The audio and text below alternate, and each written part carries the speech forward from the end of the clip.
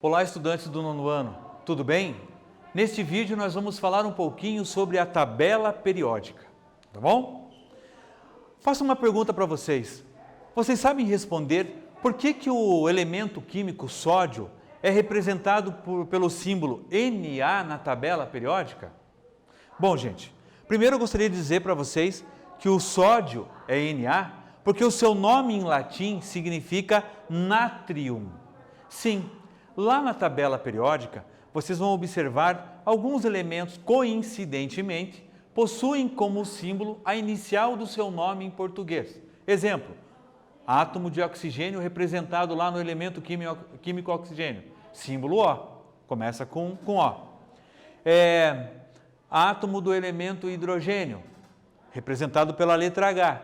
Mas como eu falei, coincidentemente, porque a maioria desses elementos químicos foram escritos e simbolizados com o seu nome em latim ou grego, na sua grande maioria. É por esse motivo, por exemplo, que o sódio tem como símbolo Na, que o potássio tem como símbolo a letra K, que o enxofre tem como símbolo a letra S, beleza?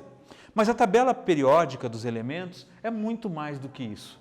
A tabela periódica, primeiro, não é um bicho de 7 cabeças, gente. A tabela periódica, ela é formada, a princípio, vejam lá, por 7 linhas e 18 colunas. Estão observando? Já contaram? Já verificaram isso?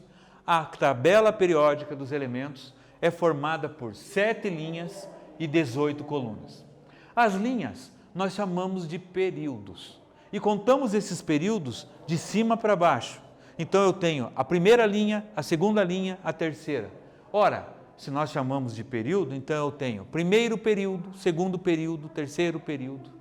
E aí eu identifico assim, ó, elemento carbono, ele está na segunda linha. Isso me leva a crer que ele está no segundo período, tá bom? Como é que eles são classificados por período? Período é a quantidade de camadas eletrônicas dentro da distribuição eletrônica.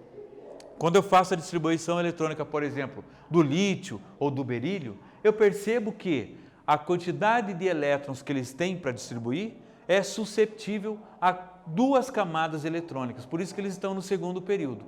Quem tem 3 camadas eletrônicas está no terceiro período. Os elementos que possuem 4, no quarto período e assim sucessivamente. Agora, as colunas, elas têm uma particularidade um pouquinho maior. Notem, são 18 colunas que formam a tabela periódica.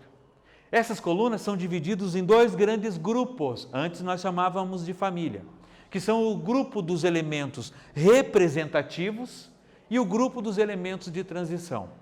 Quem que são os elementos representativos da tabela periódica? Os elementos representativos são as 2 primeiras colunas e da 13ª à 18ª. Os demais são os elementos de transição. Gente, essa tabela, tal qual você viu anteriormente, nem sempre foi assim.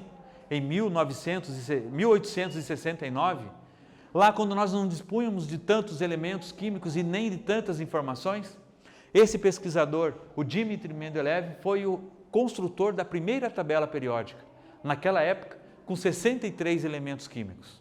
Hoje, com aproximadamente 118, já constituída com outras informações, dividida a partir do elemento químico, né?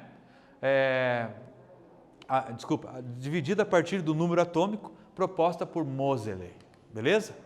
Aqui uma representação da tabela, como ela encontra-se hoje, com os seus 7 períodos e as suas 18 colunas divididas nos 2 grupos, os elementos representativos e os elementos de transição.